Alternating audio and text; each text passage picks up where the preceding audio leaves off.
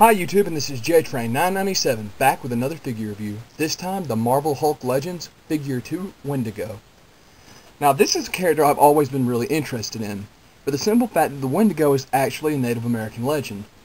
Usually based around somewhere around the Canadian border, someone who would be lost in the wilderness would resort to cannibalism and become possessed by this evil spirit, turning into a Wendigo. The curse of the Wendigo being that the creature is always hungry, and every time it eats, it becomes bigger and therefore is never full. So it constantly has to eat human flesh. So it's kind of creepy, but you know, it's a legend. Okay, it comes with the right arm and wing of Fin Bang Boom. I was said Bing Bang Boom in my last review, no G on the first one. My mistake. Okay, the figure is very big, which is a nice touch. There on the back you'll see Fin Bang Boom and all the characters in the wave. Now it says height 9'7", weight 1,000 pounds, real name unknown, identity public, alias none, affiliation none, power superhuman strength and speed, reflexes and invulnerability. The Wendigo in its first appearance is actually bigger than the Hulk, as I recall. So, and it was about I think it matched the Hulk. I don't think it was more powerful, but I don't recall, like I said. Now it has been several characters over the course of the Marvel Universe, and currently in the Red Hulk series, there are several Wendigos, because Red Hulk killed one and like 5 or 6 of them came out and drug their other like pack member's carcass back to eat it.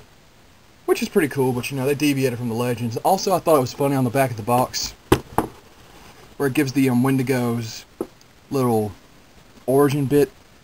It doesn't say anything about cannibalism, so I guess they don't want to market a toy for cannibalism.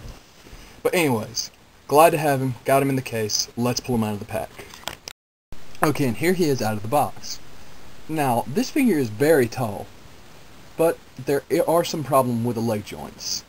Now, if anyone saw the Anti-Venom review, he has the same ball and socket thing going for his legs, which this leg will move with that same irritating click, click, click that She-Hulk gives you, while this leg will not. I'm putting a lot of force on it, and it seems like, you know, even though this one took a little bit of force to get moving, this one's just bending and making it seem like the next step was breaking.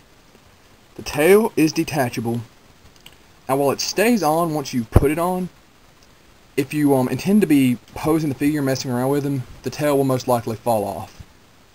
So that's not very good. The joints on him are overall, when you pull them out, they're stiff, and once you work them around, they do give, and they start to move a little bit easier. Now, he does have the same new wrist joints as all of the Hulk line, and I do not like those wrist joints, as I've already said.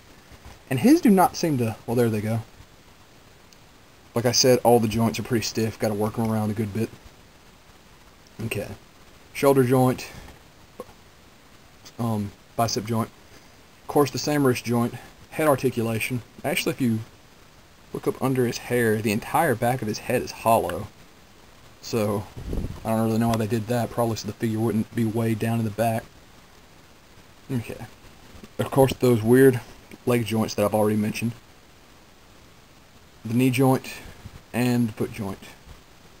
Now, the leg joints do make it difficult for this figure to stand, but him being so top heavy, once you've got him in a pose, the natural weight will hold him down. Okay, so on to a score. This guy is a very well detailed figure. He looks like the Wendigo from the comics, and well, the Wendigo from the comics really didn't look at all like the legend described him, but still, this is what the Marvel Comics version looks like.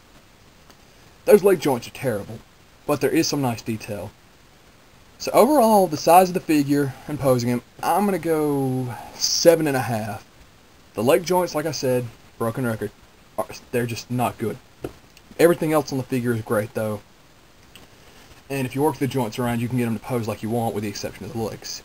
So overall, I don't really know. If you're a Wendigo fan, I would recommend them because die-hard fans will be willing to work past the leg joints.